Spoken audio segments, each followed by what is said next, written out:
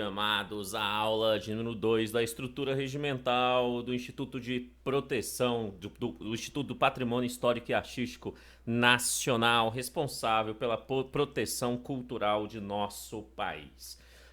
Amados meus, na aula passada, na aula um, nós vimos lá que o regimento, né, a estrutura regimental do IFAM, ela consegue ser dividida em duas grandes áreas. Uma área chamada estrutura, onde nós começamos a estudar essa estrutura na primeira aula, e uma outra grande área chamada de competências, que eu chamo de competências, né, e atribuições. Tá? Que nós vamos ver um pouquinho mais para frente essas competências e atribuições. Afinal, esse regimento ele tem muita competência e muita atribuição e nós temos que passar por eles. Temos que conhecer alguns com maior propriedade, mas nós temos que passar por todos, já que queremos realmente passar nesse concurso. Se você deseja passar nesse concurso, você tem que conhecer, né, as competências de cada um dos órgãos do IFAM. Mas antes de ir para as competências, nós estamos falando da estrutura, né? E dentro da estrutura há um ponto que está no finalzinho do decreto, que fala sobre as questões do patrimônio e do financeiro, né? Das formas de financiamento do IFAM. E é um ponto que de vez em quando cai, então a gente precisa conhecer sem maiores problemas, né? Então vamos falar inicialmente do patrimônio. Inicialmente, nós temos um patrimônio, o IFAM tem um patrimônio. Agora a grande pergunta que nós temos que fazer é, afinal, qual é esse patrimônio do IFAM, né? E aí o regimento vai nos dar algumas características. O primeiro, ele fala do acervo de extintas secretarias. Então, antigas secretarias que eram responsáveis pela questão de proteção histórica e artística, quando elas são extintas, este patrimônio dessas secretarias são repassadas para o IFAM, são entregues ao IFAM. E aí passa a ser parte do IFAM. Tá? Aí ele vai falar da Secretaria do Patrimônio Histórico e Artístico Nacional e da Fundação Nacional Pro Memória. Elas são extintas e aí os bens delas é passado para o IFAM, agora são de propriedade do IFAM. E antes de continuar aqui na propriedade, eu tenho uma preocupação que é simples, mas se existe a preocupação eu gosto de citar.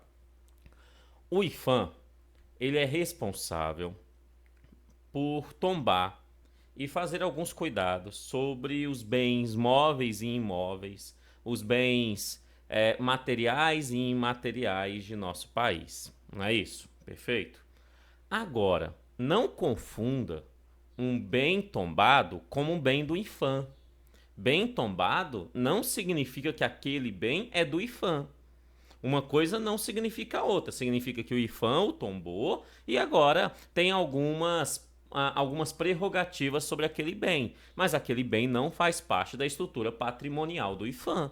Não faz mesmo. A estrutura patrimonial do IFAM, entenda, é aquela estrutura aonde o princípio é onde estiver escrito lá proprietário no documento, o CNPJ for do IFAM. Simples assim. Perfeito? Então, o IFAM ele tem as suas próprias propriedades e ele cuida do patrimônio histórico e artístico nacional. O que nós estamos falando é do patrimônio do IFAM e não do patrimônio tombado. Perfeito isso? Então, esses bens aqui fazem parte do patrimônio do IFAM, do patrimônio do IFAM. Aqueles bens que são provenientes das extintas secretarias do Patrimônio Histórico e Artístico Nacional e da Fundação Nacional Pro Memória. Né? Os bens dessas extintas agora são bens do IFAM, são de propriedade do IFAM. Tranquilo? O 2, ele é bem importante porque a lei que determina isso aqui cai para você, né? Aí na prova do IFAM, que fala sobre a Rede Ferroviária Federal Sociedade Anônima. Né? A Rede Federal de Ferrovias Sociedade Anônima, ela foi extinta, né? E ela foi extinta completamente em 2007. Os bens, preste atenção, não todos os bens, não mesmo todos os bens, mas os bens da ferrovia, da Rede Ferrovia Federal, Sociedade Anônima, os bens dessa rede que tenha uma característica de importância para a história ou para a arte nacional, esses bens são entregues ao IPHAN. E aí esse bem faz parte agora do rol de propriedade do IPHAN. E o IPHAN tem eles como propriedade, o IPHAN tem que preservá-los exatamente por fazerem parte do patrimônio histórico e artístico nacional. Tá? Então a rede foi extinta, né? E ela sendo extinta, os seus bens históricos, não todos os outros, apenas os históricos, são encaminhados para eles. Tá? Exatamente porque os bens da Rede Ferroviária Federal Sociedade Anônima, houve um processo de privatização. Né? Então, se houver privatização, empresas privadas adquiriram. Mas aqueles bens de propriedade histórica é entregue ao IPHAN, conforme a própria lei que extingue assim a rede ferroviária federal. Tranquilo? Perfeito? E ainda é propriedade do IPHAN os bens que ele adquirir, ou a ele forem doados, é óbvio, né? Se o IPHAN adquirir um prédio, é dele. Se ele adquirir um carro, é dele, uai. Os bens que ele adquirir. Se alguém doa um carro para ele, é dele, uai. Não doou? Agora é dele. Certo? Então, os bens que ele vinha adquirir e os bens que ele receber de doação faz parte dele. Simples assim, bem tranquilo esse tópico, né? Só que tem um detalhe que você tem que lembrar, que está lá no artigo 30, que diz o seguinte, que o patrimônio do IPHAN deve ser utilizado exclusivamente para fins das atividades do próprio IPHAN. Eu até coloquei isso aí no tópico 2, quando ele fala assim, o patrimônio do IPHAN será utilizado exclusivamente para execução de suas finalidades. Traduzindo, este patrimônio em si, ele não pode ser utilizado para outros fins que não seja para os fins da execução das finalidades do próprio IPHAN. Ou seja, para fazer a proteção do patrimônio histórico e artístico nacional. Simples assim.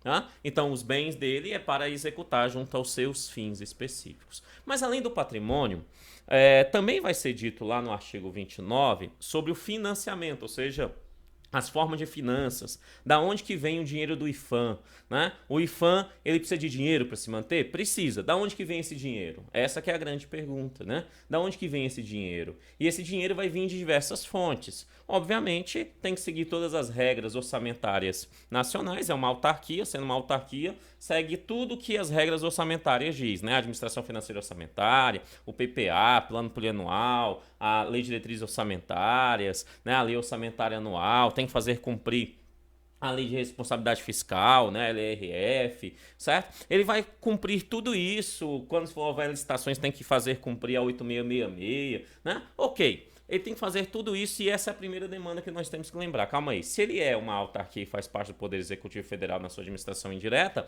parte dos seus recursos vem do orçamento federal, simples assim, tá? E outras, por ser uma autarquia e por ser autarquia ter uma autonomia, parte desses recursos vem da sua própria prática autônoma.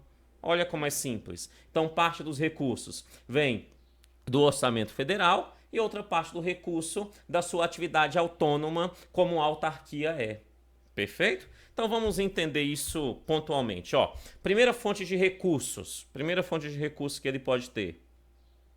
Primeira fonte de recursos financeiros. Créditos orçamentários. Uai, pede créditos orçamentário, né? Ele pode solicitar junto ao Orçamento Geral da União, aquele aprovado lá na Lei de Diretriz Orçamentária e depois se faz cumprir na Lei Orçamentária Anual, sabe? Então, há uma necessidade dele pedir esses créditos conforme é estabelecido lá pelo Congresso na Lei de Diretriz Orçamentária e aprovado na Lei Orçamentária Anual. Mas ele pode pedir, afinal, ele é governo, ele é uma autarquia, a administração indireta do Poder Executivo Federal. Então ele tem direito a isso sim, tá? Ele também tem direito a rendas de qualquer natureza devido aos seus próprios serviços. O IPHAN, por ser autônomo e ser uma autarquia, pode exercer serviços. Se pode exercer serviços, ele pode cobrar por isso e ele vai receber renda daí também, tá? E por ser uma autarquia e ter renda própria, é óbvio que o IPHAN ele pode adquirir empréstimos,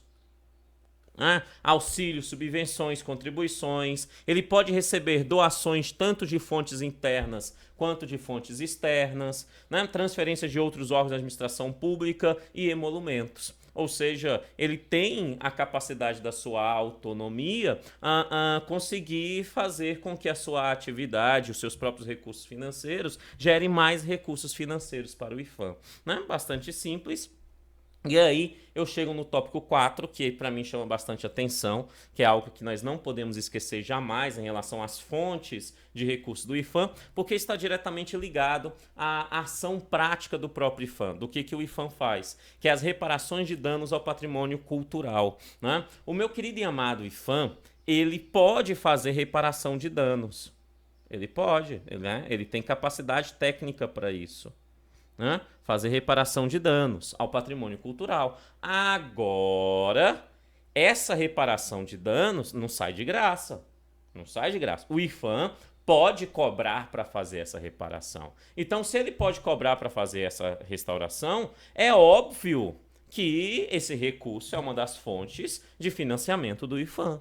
Né? Então ele pode cobrar para fazer reparações e parte desses recursos vai ir para ele. É por isso que o inciso 4º do artigo 29 vai dizer: reparações de danos ao patrimônio cultural acutelado pela União decorrente de termo de ajustamento de conduta ou instrumentos similares firmados pelo IFAM. Ou seja, o IFAM assinou um contrato, firmou isso em relação à reparação daquele dano, e aí ele vai cobrar para tal fim. E aí esse dinheiro que tem de excesso, né, o que seria lucro numa iniciativa privada, no IFAM não é lucro, porque não temos finalidade de lucro. Né? IFAM não tem finalidade de lucro, não é empresa para ter finalidade de lucro. Né? Então, esse dinheiro é colocado no próprio IFAM para ser utilizado nas suas próprias atividades. Né?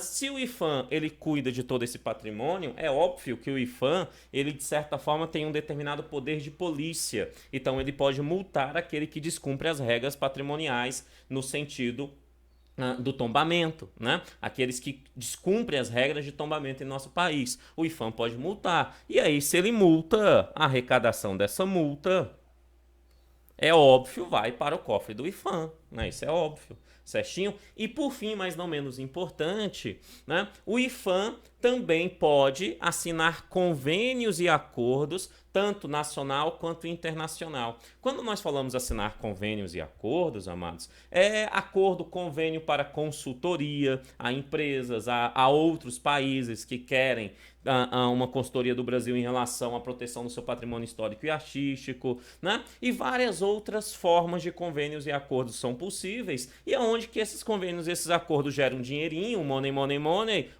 e esse dinheirinho vai parar na conta do IFAM, vai parar na conta do IFAM. Então, a forma de financiamento do IFAM são várias. Só que esse rol, até aqui o inciso 6º, é um rol meramente exemplificativo. Por quê? Porque outras demandas, outras formas de adquirir dinheiro podem ser feitas. É por isso que no inciso 7º e último ele vai dizer: outras receitas, ou seja, outras fontes podem ser criadas para fim da atividade do IFAM. Então, basicamente, apesar de ter aqui 7 incisos, basicamente você percebe duas grandes áreas. Primeira área, ele faz parte do governo, como administração indireta, então ele tem recebimento de créditos orçamentários do próprio governo.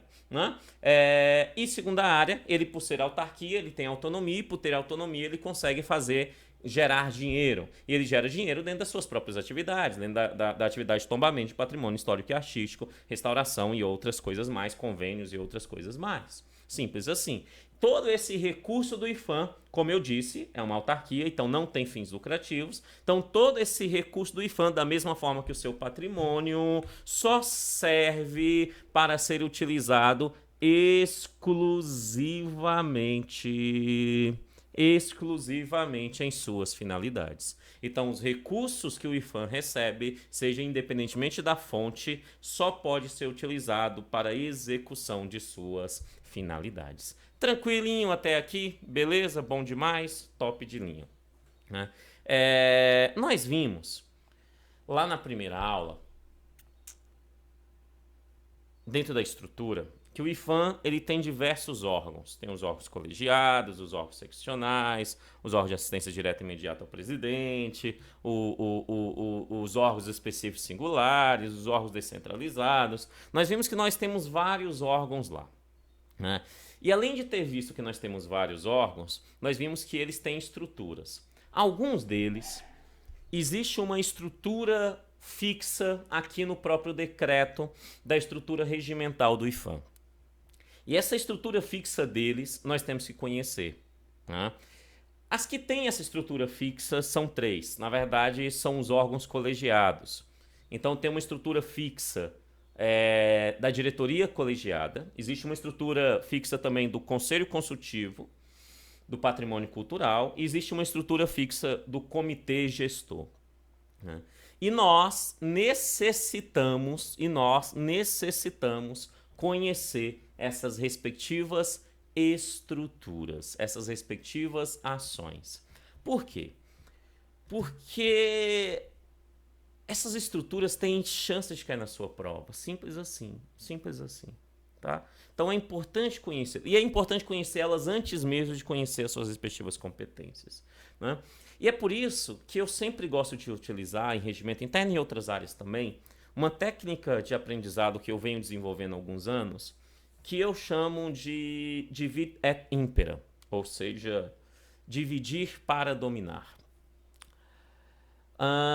Caio Júlio César, César Romano, para conquistar a região da Gália Cisalpina, atual região da França, contra os celtas, né, Asterix e Obelix, né, o desenho Asterix e Obelix, ele viu que na força e na técnica por si só não daria conta. Então ele criou um esquema de dividir aquela região, que tinham várias tribos, dividir as tribos, fazer com que elas brigassem, elas se dividissem. E quando elas se dividiam, uma tribo ficava isolada, então ela se tornava fraca, e o Império Romano, seu exército de César, conquistava aquela tribo. E assim ele foi fazendo tribo a tribo, ele foi dividindo e dominando, dividindo e dominando. Uma legislação como um todo, como uma legislação grande como essa do IFAM, todo o fundamento, né, voltado aí para o IFAM, ela também, no primeiro momento, por ser muito grande, ela pode assustar, né? Mas se você utilizar a técnica divide et impera, dividir para dominar, ou seja, um pedaço de cada vez, é óbvio que ao final de todo o processo, você dominou todos esses fundamentos e todo o conteúdo adequado para esse concurso. Isso é óbvio, né? Então, quando eu falo que aqui é necessário nós dividirmos, exatamente porque você vai perceber que a partir de agora, no regimento interno, isso fica mais claro. Eu divido cada etapa. Olha bem, nós estamos em estrutura. E aí nós vamos falar da estrutura de 3 órgãos agora, um de cada vez. O primeiro órgão que nós vamos falar nessa videoaula ainda é a diretoria colegiada. A diretoria colegiada tem uma estrutura e essa estrutura você tem que conhecer. Então abre aí na sua mente, diretoria colegiada, qual é a estrutura dela? Vamos entendê-la. Por quê? Para você não confundir com os demais órgãos, não confundir com o conselho consultivo, não confundir com o comitê gestor e outros, né? Então, a diretoria colegiada tem uma estrutura. Nós estamos falando agora da diretoria colegiada. É a diretoria colegiada a nossa ênfase. Estrutura da diretoria colegiada. Competência só depois, mas agora é estrutura da diretoria colegiada. Simples assim, tá? Então, vamos pensar nessa estrutura da diretoria colegiada. Primeira coisa simples e importante que a gente tem que lembrar. A diretoria colegiada é um órgão de direção, isso mesmo. Ela é o órgão que vai ter a direção do tribunal, né? Exatamente, do tribunal não, do IFAM, né? Ela é o órgão de direção do IFAM. E ela exerce essa direção porque ela é um colegiado, e é um colegiado composto pelo presidente do IFAM, né? E pelos diretores dos departamentos do IFAM, né? Então, a diretoria é aquela que nós entendemos como um órgão executivo. É isso que eu quero que você entenda. Quando a gente fala que é um órgão de direção, nós estamos falando que é aquele órgão que executa as ações. Não é aquele órgão que necessariamente decide, não é aquele órgão que necessariamente tem as principais responsabilidades da atividade fim. Não, mas é aquele órgão que executa. Óbvio que essa execução tem a sua importância, uma importância grandiosa, mas, em regra geral, é quem executa as atividades do próprio IFAM, né? Então, é um órgão de direção do IFAM, né? Quem compõe essa diretoria colegiada e composição tem chance de cair, então preste atenção. A composição da diretoria colegiada, ela é feita pelo presidente do IFAM, Ou seja, o presidente do IFAM é membro da diretoria colegiada e é quem a presidirá. Ou seja, ele é o presidente também da diretoria colegiada. Preste atenção, ser presidente do IFAM e ser presidente da diretoria colegiada, apesar de ser a mesma pessoa, apesar de ser o mesmo cargo, estão fazendo coisas diferentes, funções diferentes. Como presidente do IFAM, o presidente do IFAM, atualmente uma presidente, né, uma moça, a presidente do IFAM atualmente, ela, no gabinete dela, na sala da presidência, ela age como presidente do IFAM.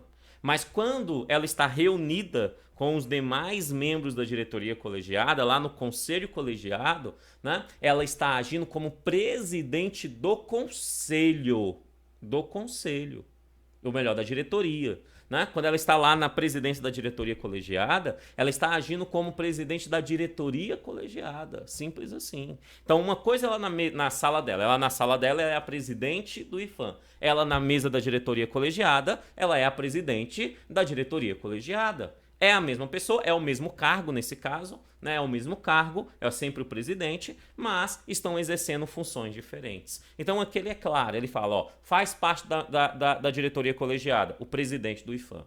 E o presidente do IFAM, ele preside a diretoria colegiada. Então a diretoria colegiada tem um presidente, quem é que preside a diretoria colegiada? É o próprio presidente do IFAM. Fechou? Mas além do presidente do IFAM, também faz parte dessa diretoria os diretores de departamento. Os diretores de departamento. Né? Nós temos, como nós vimos na aula anterior, 5 departamentos, né? 5 departamentos na estrutura, certo? Aqui não fala quantos departamentos tem, não me dá o número de membros exatos, tá? Só se você fizer a conta lá, você vai ver, são 5 departamentos no total na estrutura. Então, em tese, aqui eu fico na tese, se realmente cumprir o que está estabelecido, você tem 5 diretores de departamentos. Então, a composição da diretoria colegiada é do presidente mais os diretores de departamento, mais os 5 diretores de departamento, apesar de não ser citado o número exato. O que a gente pode afirmar é que você tem o presidente mais os diretores de departamento. Simples assim. Então, a mesa diretora será composta desta maneira, né? Será composta dessa maneira, tá? O presidente mais os seus respectivos diretores. Agora, como é que funciona essa mesa diretora? Kennedy, para que serve a diretoria colegiada? Qual é a função dela? Isso é competência. Competência nós vamos estudar mais para frente. Agora nós estamos na estrutura. Tá? A diretoria colegiada, ela tem que se reunir, é óbvio, né? Porque ela é um colégio, ela tem membros. Presidente mais diretores. Quando é que elas se reúnem? Elas se reúnem tanto em sessão ordinária quanto em sessão extraordinária. Em sessão ordinária e em sessão extraordinária. Preste atenção.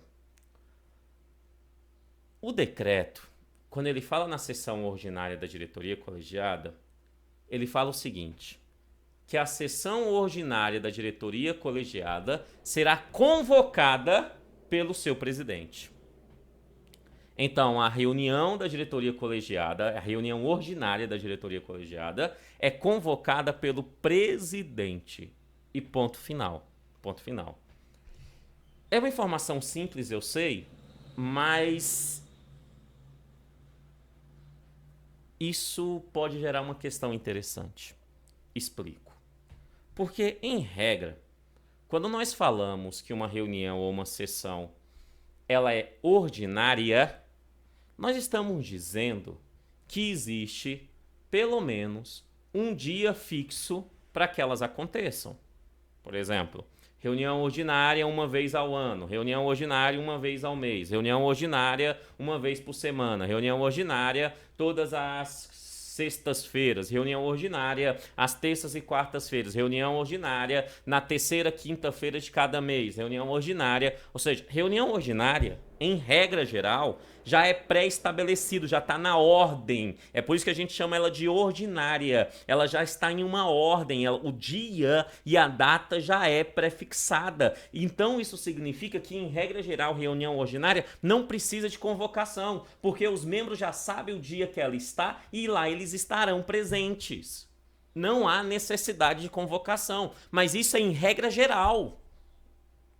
Conforme a estrutura regimental aqui do IFAM, eu não sei de onde o legislador tirou essa lombra, mas ele escreve aqui o seguinte, que a sessão ordinária, que a reunião ordinária da diretoria colegiada será mediante convocação. Tá escrito, se tá escrito, isso tu tem que levar para a prova. É mediante convocação. Convocação de quem? Do presidente. É isso que está aqui, ó. Então, uma reunião ordinária, conforme o que está aqui escrito, ela deve ser mediante uma convocação do presidente. Uma convocação do presidente.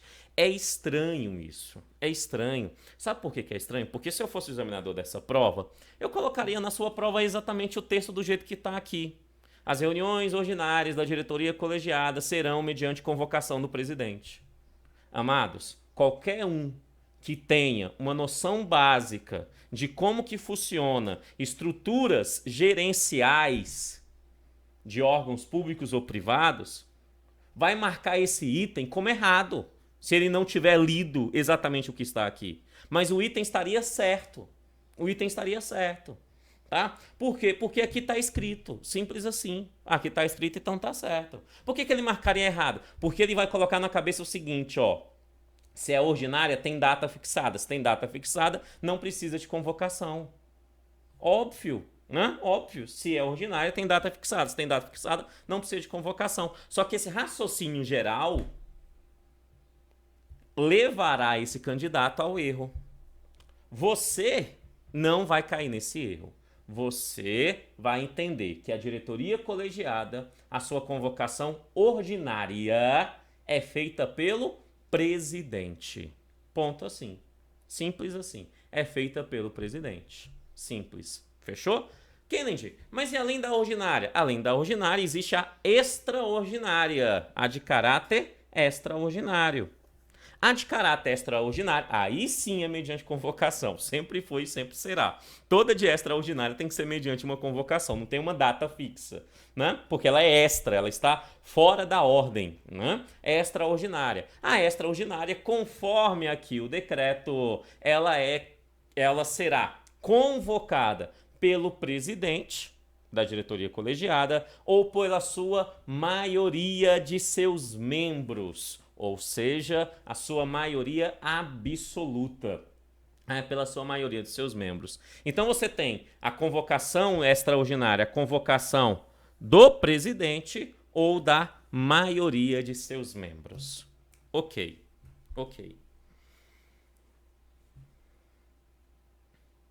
Aqui eu quero ter mais uma conversinha com você que é importante para compreender alguns outros pontos do regimento. Quando eu falo a palavra maioria, você entende bem o que isso significa? Se sim, escute novamente o que eu vou falar, que é para relembrar e fortificar o que você sabe. Se não, preste muita atenção no que eu vou falar agora. Quando nós falamos em maioria, existem algumas típicas maiorias. Existe uma maioria que nós chamamos de maioria absoluta, existe uma outra maioria que nós chamamos de maioria simples, e existe uma outra maioria que nós chamamos de maioria qualificada. Nesse primeiro momento, eu quero destacar duas maiorias, maioria absoluta e maioria simples, porque elas estão aqui no regimento. O que é uma maioria absoluta? A maioria absoluta nada mais é do que o primeiro número inteiro acima da metade do total de membros de um determinado órgão, de um determinado colégio. Simples assim. Como assim, Kennedy? Vamos pensar na diretoria colegiada como exemplo.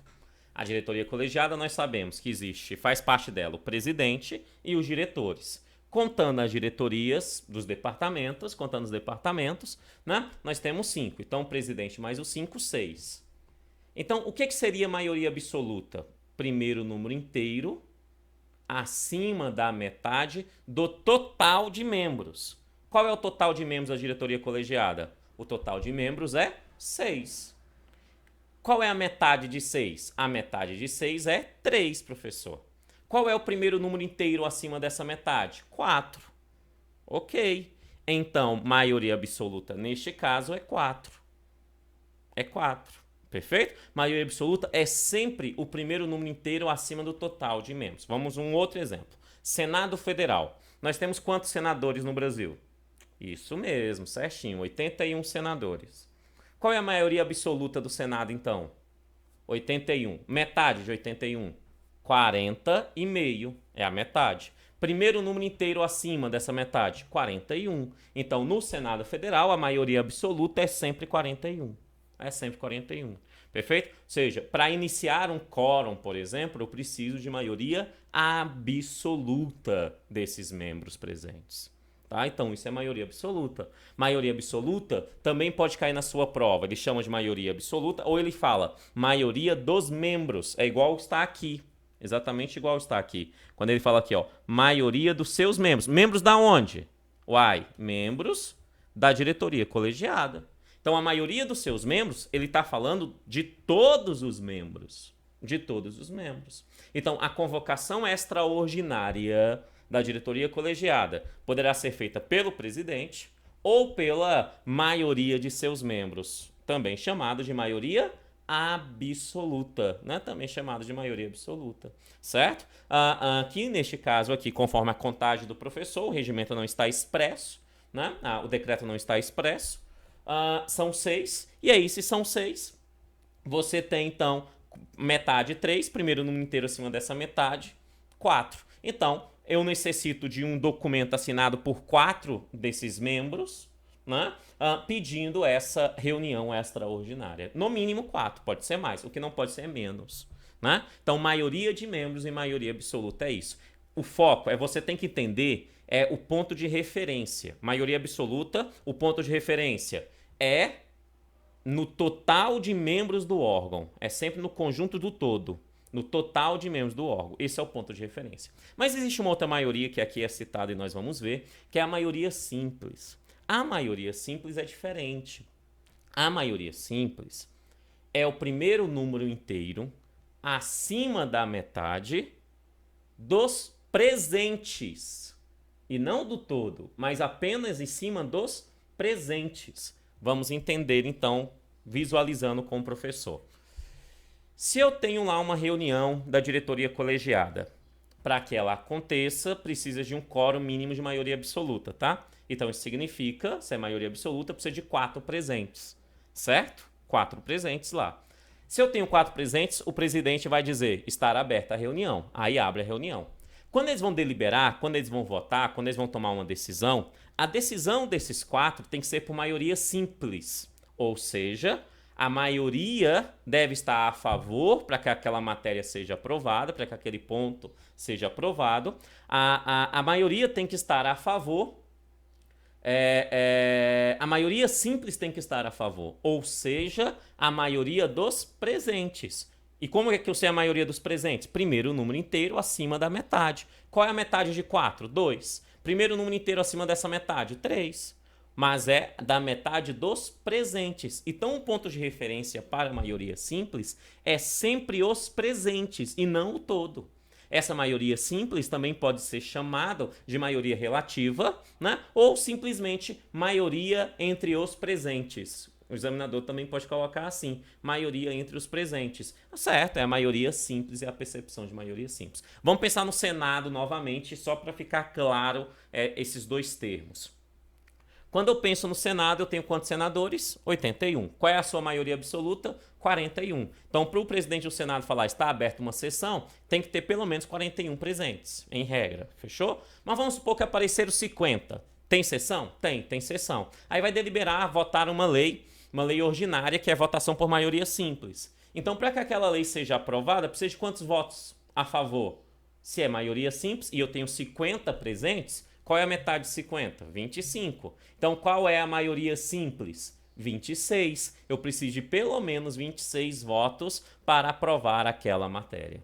Por quê? Porque o cálculo agora é maioria simples. Não é em cima do total, mas em cima dos presentes. Fechou? Então, quando eu falo em maioria absoluta ou maioria dos membros, nós estamos falando, né, de uma maioria em cima do todo. É o que vulgarmente é chamado de metade mais um em cima do todo. Do todo, tá? De todos os membros. De todos os membros. Fechou? Quando nós falamos em maioria simples, é o primeiro número inteiro acima da metade, ou vulgarmente chamado de metade mais um, mas apenas dos presentes, aqueles que compareceram à reunião, aqueles que compareceram à sessão. Fechou isso? Tranquilo? Esses dois termos são extremamente importantes para não errar questões referentes ao regimento aqui, à estrutura regimental, conforme o decreto. Fechou? Então, a diretoria colegiada, ela se reúne, reunião, né? Ou seja, quórum mínimo, tem que ter quórum, né? A sua reunião é ordinária, e quando é ordinária, por convocação do presidente. E extraordinária, por convocação do presidente ou pela maioria de seus membros, ou seja, maioria absoluta. Fechou? Tá? O quórum mínimo para que haja essa reunião, aqui ele vai dizer, preste atenção que nesse quórum, o quórum mínimo para que haja reunião da diretoria colegiada é de 3 membros mais o presidente. Sim, isso dá maioria absoluta. Mas isso não é igual à maioria absoluta. Como assim, Kennedy? Amados. Maioria absoluta, conforme o cálculo do professor, seria 4, lembra? Lembra? Né? Seria 4. Seria 4. Mas aqui não está dizendo que é 4. Aqui está dizendo que é o presidente mais 3. Ou seja, isso significa que, em regra, o presidente ou seu substituto legal tem que estar presente para que haja essa reunião. Fechou? Então tem que estar o presidente ou seu substituto legal para que haja essa reunião. O presidente mais 3. Se tiver o presidente mais 2, não terá reunião. Não tem quórum mínimo suficiente para ter reunião. Se há 4 membros, mas nenhum deles é o presidente ou seu substituto legal, então não haverá reunião. Por quê? Porque aqui é claro, para que haja o quórum mínimo, para que a diretoria colegiada se reúna e tome as suas decisões executórias, é necessário que se tenha o presidente mais 3 membros presentes. É isso que diz aqui, ó. A diretoria colegiada, tanto para reuniões ordinárias quanto para reuniões extraordinárias, tanto um quanto o outro, é necessário ter 3 membros mais o presidente do IFAM. Mais o presidente do IFAM. Lembre-se disso. 3 mais o presidente. É o quórum mínimo. Quórum é o mínimo necessário para que o presidente fale, está aberta a reunião. Perfeito? Para abrir a reunião e começar os trabalhos. Esse é o quórum mínimo. Esse é o quórum mínimo. A diretoria colegiada deliberará, ou seja, tomará decisões, votará para que uma matéria seja aprovada por ela, deliberará por maioria simples. Pronto, você já sabe o que é. Maioria simples é o primeiro número inteiro acima da metade do total dos membros presentes, apenas os presentes. Então, se eu tenho 4 presentes, presidente mais 3 é o mínimo, certo?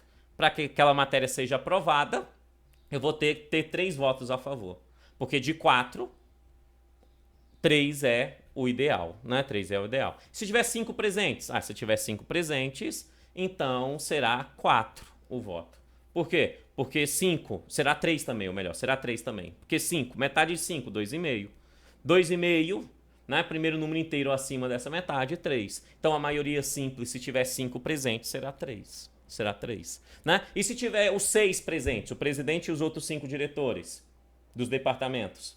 Se tiver os 6 presentes, a maioria simples nesse caso muda. É por isso que a gente chama também de maioria relativa, porque depende da quantidade de presentes. Se eu tenho 6 presentes, qual é a metade? 3. Então, qual é o primeiro número inteiro acima dessa metade? 4. A maioria simples, se tiver os 6 presentes, será 4. Fechou? Tranquilo? Então, maioria simples de voto né, é a forma adequada da votação junto à diretoria colegiada. Porém, todavia, contudo, além disso acontecer, é permitido ao senhor presidente o voto de qualidade, ou seja, um voto de desempate, caso venha a acontecer. É permitido, tá? Caberá ao presidente esse voto de qualidade. Então, o presidente, além do seu voto ordinário, voto comum, ele vota comum, ele tem um voto de qualidade. Cabe ao presidente ao voto de qualidade. É isso que diz aqui. Cabe a ele, então, cabe ao presidente o seu voto de desempate, o seu voto de qualidade. Ok, né? Tópico 6 está falando de algo importante. Vamos entender. Tá tendo uma reunião lá da diretoria colegiada. Então eu tenho na mesa, sentando o presidente e os diretores dos departamentos ou seus substitutos legais. O regimento fala em possíveis substitutos legais, então temos que pensar neles também. Ou seus substitutos legais estão lá presentes. Todos eles têm direito à palavra, afinal eles são membros, eles podem falar, e eles têm direito a voto, eles podem votar, todos eles. Eles falam e votam. Mas quem faz isso? Os membros, o presidente e os diretores dos departamentos. Fechou? Mas além deles, terá uma cadeirinha lá, vim junto a essa mesa, do procurador-chefe. Quem é esse procurador-chefe, Kennedy? Aquele lá da Procuradoria Federal. Lembra que é alguém que se vincula à Advocacia Geral da União, à Procuradoria Geral Federal da Advocacia Geral da União, que é responsável pela defesa, pelas questões jurídicas, tal. Do IFAM, seria o advogado do IFAM, lembra que eu disse lá, tal, na primeira aula? Então, o procurador-chefe, que é o chefe da Procuradoria Federal dentro do IFAM, esse procurador-chefe terá assento na diretoria colegiada. Mas ele não é membro da diretoria colegiada, ele não faz parte dos membros da diretoria colegiada, mas ele terá assento. O regimento é claro, ele diz, ele poderá participar das reuniões da diretoria colegiada, mas apenas e exclusivamente com direito a voz, a palavra. Nunca, jamais, never, em hipótese alguma, com direito a voto. Pelo simples fato dele não ser membro. Ok? Tá? Ele não é membro, não vota. Mas se ele está presente, ele pode estar presente, significa que ele pode falar. Ele tem direito à voz. Exatamente por isso. Porque vai que a diretoria colegial quer tomar uma decisão lá que é contra a lei, sei lá, exemplo bobo aqui, fere uma lei. Ele, como advogado, ele tem que chegar lá e falar, ó, se vocês tomarem essa decisão, vão ferir tal lei. Aí vai ficar me dando trabalho lá à toa, né? Não, moço, então não toma decisão por esse caminho, não. Segue o que a lei está dizendo. Ele pode falar. Ele não pode votar, ele tem direito à palavra, mas não a voto. Então ele senta, ele tem cadeira lá, ele pode ir para a reunião e tem direito à palavra, mas jamais direito a voto. Fechou? Tranquilo? Procurador-chefe lá da Procuradoria Federal. Ele tem um procurador-chefe, que a gente vai estudar a estrutura dele mais um pouquinho para frente. É pequena a estrutura dele, mas um pouquinho para frente a gente estuda. Né? Ele como chefe lá da Procuradoria Federal, ele exerce tal função. Bem tranquilo isso, né? No 7, a critério do presidente, poderão ser convidados para participar das reuniões da diretoria colegiada sem direito a voto. Amados, então a critério do presidente, o presidente pode convocar terceiros, é isso que ele está dizendo, para ir para as reuniões da diretoria colegiada. Que terceiros são esses? Representantes de entidades, tanto entidades governamentais quanto de entidades não governamentais. Então o presidente pode convidar pessoas, representantes de entidades, para participar dessas reuniões. Esse convite estende a eles, obviamente, a possibilidade de que eles falem, que eles têm direito à palavra, caso sejam convidados a critério do presidente, tá? Então eles têm direito à palavra, caso eles sejam convidados. Mas nunca, jamais, né, em hipótese alguma, direito a voto. Simples assim, simples assim. Fechou? Fechou até aqui? Tranquilo? E a última informação dessa estrutura da diretoria colegiada, para a gente responder exercícios sobre tudo isso que nós comentamos até aqui, que eu já até comentei de certa forma aí no decorrer da aula. Aqui o ponto 8º do seu material vai dizer o seguinte, que nas ausências ou impedimentos dos membros da diretoria colegiada, ou seja, ausência ou impedimento, o membro não pode comparecer à reunião da diretoria colegiada, seja ele o presidente ou seja ele um dos diretores, ele fala os membros, poderá estar em seu lugar os seus substitutos legais. Seus substitutos legais. Então, na diretoria colegiada, os seus membros terão os seus substitutos legais para estarem no lugar dos membros respectivos nas suas ausências ou impossibilidades na reunião da diretoria colegiada. Fechou? A legislação não diz como que é escolhido esses substitutos legais. Quem serão esses substitutos legais? Ela não diz. Ela só diz que haverá substitutos legais. Esses substitutos legais poderão substituir o presidente e os diretores nas reuniões da diretoria colegiada, nas suas ausências e impossibilidades. Exercícios, vamos lá? Vamos para o nosso momento de fé, porque nós vamos responder exercícios. Questão 1, fala assim, ó. Fazem parte do patrimônio do IFAM os bens de direitos que lhe foram transferidos na forma da lei, decorrente da extinta Rede Ferroviária Federal Sociedade Anônima. O item está certo, né? Os bens que foram transferidos para o IFAM da Rede Ferroviária Federal Sociedade Anônima são bens que hoje fazem parte da propriedade do IFAM. Se foram transferidos para eles, fazem parte deles, são deles. O item 1 está certíssimo, sem tirar nem pôr. O item 2 fala assim: o patrimônio e os recursos do IFAM serão utilizados preferencialmente na execução de suas finalidades. O item está? Isso mesmo, o item está errado, né, amados? O item está erradíssimo, professor. Por quê? Porque eles não são usados preferencialmente na execução de suas finalidades. Em nenhum momento lá diz isso. Lá fala que eles serão utilizados exclusivamente. Exclusivamente e preferencialmente é coisa diferente. Preferencialmente, apesar da preferência, permite ser utilizado em outros lugares. Exclusivamente não permite ser utilizado em outros lugares. Lá diz que o patrimônio e os recursos financeiros do IFAM serão utilizados exclusivamente para tal fim. Simples assim. Simples assim. Tá? Sendo assim, o item 2 está errado. Vamos à questão de número 3. Convênios e acordos com entidades nacionais e internacionais são fonte de recursos financeiros do IFAM. Convênios e acordos com entidades nacionais e internacionais são fonte de recursos financeiros? O IFAM pode fazer convênio, acordo? Pode. Tanto com entidades nacionais quanto com entidades internacionais?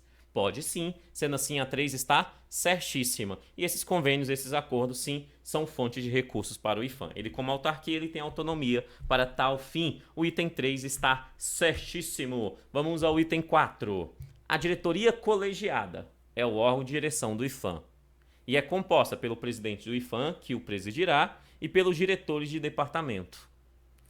O item está certo, na letra da lei. É isso que diz lá no decreto. Diretoria colegiada é um órgão de direção do IFAM, está no artigo 4º, órgão de direção do IFAM, e é composto pelo presidente do IFAM, que presidirá a diretoria, e pelos diretores dos departamentos, está no artigo 5º. O item está certíssimo, item 4, certíssimo, sem tirar nem pôr. Vamos ao item 5. A diretoria colegiada se reunirá em caráter ordinário às terças-feiras a partir das 14 horas. Isso, garoto esperto. O item 5 está erradíssimo. Errado, errado, errado, errado. Porque lá fala o seguinte, que a diretoria colegiada se reunirá em caráter ordinário pela convocação do presidente. Então, aqui pulou corguinho. Não existe essa ideia de data fixa, né?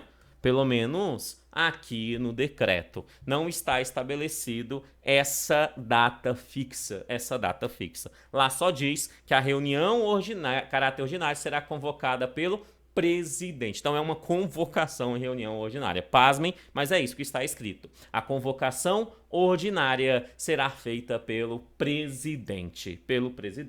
O item 5 está erradíssimo, então. Vamos à questão de número 6. A diretoria colegiada se reunirá em caráter extraordinário por convocação do presidente ou por sua maioria simples. Convocação extraordinária será feita pelo presidente, até aqui ok, né? A extraordinária pode ser convocada pelo presidente da diretoria colegiada, sim, pode, né? Que é o próprio presidente do IFAM. Ok, né? Pode sim, sem problema nenhum. Ou por sua maioria... Simples não, amados, errado. Por sua maioria absoluta, lá está escrito, ou pela maioria dos seus membros. Maioria dos seus membros, está falando da maioria dos membros do todo. Maioria dos membros do conselho é maioria absoluta, porque ele está citando todos os membros do conselho. A maioria dos seus membros é dos membros do conselho, e não dos presentes. Se fosse dos presentes, seria simples, mas lá não fala dos presentes. Lá fala os membros do conselho. Se é os membros do conselho, é o todo. Então é maioria absoluta. Sendo assim, o item 6 está errado, porque não é por maioria simples, mas por maioria absoluta, ou como está escrito, pela maioria dos seus membros, que é igual à maioria absoluta. Sendo assim, o item 6 está erradíssimo. Vamos ao item de número 7.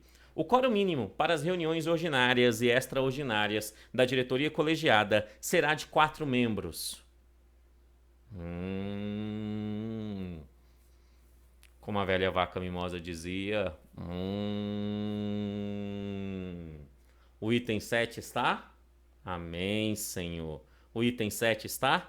Errado, professor. Perfeito, o item 7 está errado. Porque lá não fala que será 4 membros. Lá fala que será o presidente mais 3. Kennedy, presidente mais 3 é igual a 4, verdade? Né? Mas obrigatoriamente tem que estar o presidente. Quando o item fala 4 membros, ele está dizendo 4 membros. Não necessariamente precisaria estar o presidente. Poderia ser um dos outros 4 diretores. Perfeito? Se o item falasse, será de 4 membros, entre eles o presidente, aí estaria correto. Porque ele está falando, são 4, mas um deles é o presidente, obrigatoriamente. Né? Porque lá diz, o presidente mais 3. O presidente mais 3. Aqui não citou o presidente. O presidente ele é obrigatório estar presente na reunião da diretoria colegiada. Ou ele ou seu substituto legal, como nós vimos. Obrigatoriedade dele estar presente, né? Se não está presente, não tem sessão. Pode estar os outros diretores tudinho lá. Se o presidente não está, se o seu substituto legal não está, não haverá reunião da diretoria colegiada, simples assim. Porque lá é claro, quórum mínimo, presidente mais 3. Se o examinador quiser mudar de forma certa, ele fala, quórum mínimo, 4 membros, entre eles o presidente. Tá certo, porque repetiu a mesma coisa, só de forma diferente, né? Errado, 4 membros, errado. 3 membros, errado. Errado, perfeito? Quórum mínimo é o presidente mais 3. Então, quando ele fala aqui 4 membros, obrigatoriamente faz o item ficar erradíssimo, erradíssimo. Vamos à questão de número 8. A diretoria colegiada deliberará por maioria absoluta de votos e caberá ao presidente o voto de qualidade. A diretoria colegiada deliberará. Isso, garoto esperto. Pela maioria simples de voto. É a deliberação, é a votação. É a votação. Para que haja votação, é necessário que a reunião já esteja acontecendo. Quórum. Quórum, presidente, mais 3, no mínimo. Deliberação, maioria simples. Para deliberar, maioria simples. Então, é a contagem dos membros presentes. Daqueles que estão lá, tá? Se são daqueles que estão lá, é maioria simples e não maioria absoluta. Sendo assim, o item 8 está erradíssimo. Perfeito, questão 8, errada. Vamos à questão de número 9. O procurador-chefe participará das reuniões da diretoria colegiada sem direito a voto. Ele participa da reunião? Participa sim da diretoria colegiada, da reunião. Sem direito a voto? Sim, sem direito a voto. Lá está claro, na letra da lei, o item 9 está certíssimo. Ele pode até ter direito à voz, apesar de não estar expresso. Mas votos nunca, porque ele não é membro. Como é que ele vai votar se ele não é membro? Se ele votasse, ele era membro, perfeito? Ele não é membro. O membro é o presidente e os diretores dos departamentos. Esses são os membros. O procurador-chefe não é diretor de departamento, então ele não é membro, simples assim. Item 9 está certíssimo. Ele pode participar sem direito a voto. Vamos ao item de número 10. A critério do presidente, poderão ser convidados para participar das reuniões da diretoria colegiada sem direito a voto, representantes de entidades governamentais e não governamentais. Na letra da lei também, certíssimo. Então, só lembre-se do seguinte, que é a critério do presidente, é ele que decide. Ele pode convocar representantes tanto de entidades governamentais quanto de entidades não governamentais. E caso esses vá, né, caso o convite aconteça, eles podem participar sem direito a voto. Se nem o procurador-chefe vota, eles vão votar? É óbvio que não. Sendo assim, o item 10 está certíssimo. Vamos ao último item desta videoaula. Item 11. Isso mesmo, último item dessa videoaula. Nas hipóteses de ausência ou impedimento, os membros da diretoria colegiada serão representados por seus suplentes. O item está?